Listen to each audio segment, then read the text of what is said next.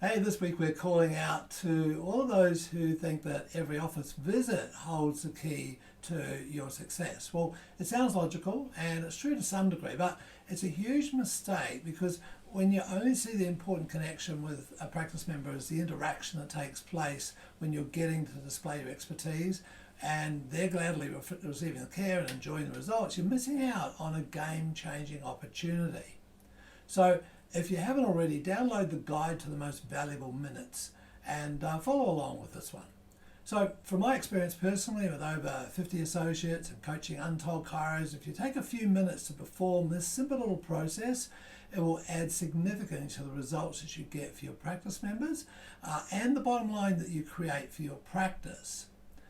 So put yourself in the position of a new person in your practice, whether they're referred in by a trusted friend or randomly found out. So put yourself in the position of a new person in your practice. Now, whether they have been referred in by a trusted practice member or a friend or randomly found their way into your practice, there's a big adjustment to make and their sorting of where chiropractic sits in their model of the world. You see, everyone has a viewpoint, whether it's declared or not, whether they understand it or not, that is around, well, every single aspect of life. But let's take it as far as chiropractic is concerned. They have a viewpoint around chiropractic, what it is, what it isn't, what it's good for, what it's not good for. And they also have a ladder in their mind. And the ladder is like, what's the hierarchy? Now, they'd probably put chiropractic into health and they'd probably put it in somewhere around, back care or maybe spine care. And certain problems, it's good for migraines but it's not good for cluster headaches or whatever it happens to be. There's a hierarchy there that a person has, and you can guarantee that you won't be the top of the average person's hierarchy. Right, the average person when they come and see you will have their hierarchy stacked in a certain way that puts chiropractic somewhere down the pecking order. We just got to figure out where it is, and that's where it'll be for that person until it's changed or until it's challenged. Now, what happens when they come into the practice, obviously, is that they go through the first visit, and they should have a realization at that point in time that you actually know more about them than they do. You've been able to tell them things about them that they didn't tell you and that they never really put together as being either important, significant, or fixable or correctable or understandable because they've been busy telling people about it for years and no one's come up with the answers. So that's a huge step forward, and that should be one of the outcomes that we have within our first visit. But there's that one thing, something else, somewhere else, that their body is a connected system, and that will really make a big difference to them. So, if they can get that, and they also should have realized that chiropractic is different to what they'd thought and used. So in other words, chiropractic is on the ladder in a whole different way, or a different place. In fact, they're probably in a state of confusion at that level. They're probably saying, well, not quite sure what it's all about, but it has to do with the whole of the body, or it's holistic, or it's about health, and so that's a real good start forward. But they will be in confusion, and then they go through the second visit, and they get to understand what you found with your questions and your tests, and the objective tests like x-rays and stuff confirmed what you found in the first place. And that is a really big plus for them. That starts to think, okay, I can rely on this chiropractor because they've been able to, with their hands and with a few tests, come up with things that have been confirmed with maybe that EMG thing that they did, or the pulse wave profiler, or the x-rays, or whatever the objective tests were. And so it starts to shift them once again.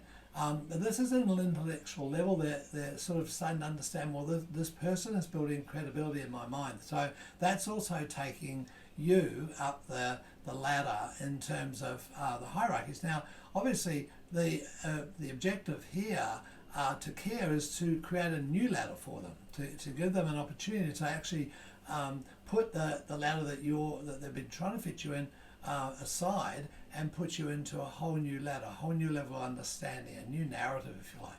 So they then receive their first adjustment after the report, and that gives them a kinesthetic experience. And so by this time, they're pretty full of intellectual acquisition of information. They may be seeing a video, they may have been, had a report pack given to them and so forth, and they have to process all this. And so unfortunately, most people will go home and back into their normal old world. They'll hit the control button on the TV and bring up the 6 o'clock news and get all the mental diet from there. They'll have friends giving them advice, maybe some good, but maybe a lot of it is poor advice around the value of chiropractic care and the trustworthiness of chiropractors and so forth. So that's their normal old world, and they enter that again, and they have these questions, and they have questions within themselves, and they've got this mixture of good and bad going on, and then the phone goes, and it's their chiropractor. Hi Fred, it's Mark here. I'm giving you a quick call just to see if you have any questions from today. Not how are you, not how you're feeling, not how's your leg, your knee, whatever. And they're like, wow, yeah, really, thank you so much for calling. Yeah, I have lots of questions, but I think I'm just going to have to sort through them. And I really appreciate you calling. Or it could be a really valid question. Should my neck be hurting now? You didn't even touch it. You did something down there in my hips, and you just say, it'll do that. I'm not surprised. Yep, that'll happen. And they're like, oh, good. Oh, that's great. Oh, look, thank you so much for calling. See you Friday. That's really the extent of this. It's not a huge conversation, and it could be done on your way home in the car. It could be done just before you exit the office in the evening. So that is a touch point that resonates. It's a touch point that stays with that person, and they'll refer to this years down the track. They'll certainly refer to it within the next visit or two. How grateful they were just to hear from you, know that you were thinking about them, and that they reported that sure, there's things going on, but they're okay, they're under control. They may have some specific questions, and in which case, this is not the place to answer them. It's a place to acknowledge them, know that they're heard, and make note of them, or get them to bring it up during the course of visits, and you can then make it much more relevant for them. So that's the nature of this this interface here. It's a very, very short one, and it gives people a chance just to know that they're being connected with, know that you're thinking about them, and you're looking forward to seeing them the next time. So if the phone's not answered, go to the message bank and leave the same message. And if you really must, if you're so busy and you don't always get around these things, then have the CA do it for you. So what this does then is it warms people to you, and you do get to hear what people say, and they know that you're hearing them, and it's the little things that make the huge difference here. So the guide to the most valuable minutes is a critical component of it. I think the whole sequence of care with a person. And so if you can reach out to them in situations like this pivotal point, which is the second visit, likewise there can be other times when things might not be tracking too well in their lives, or there may have been an accident, an injury, or a health event or something that's come up for that person. A quick call that will take no more than a minute or two. It's not the purpose of going in and giving them a counselling session or a consulting session, or going through an analysis or a diagnosis. It's simply to let them know that you're thinking of them, and then you may choose further actions from there. But the point of this is that when a person feels connected with, that really cements you into a whole different ladder.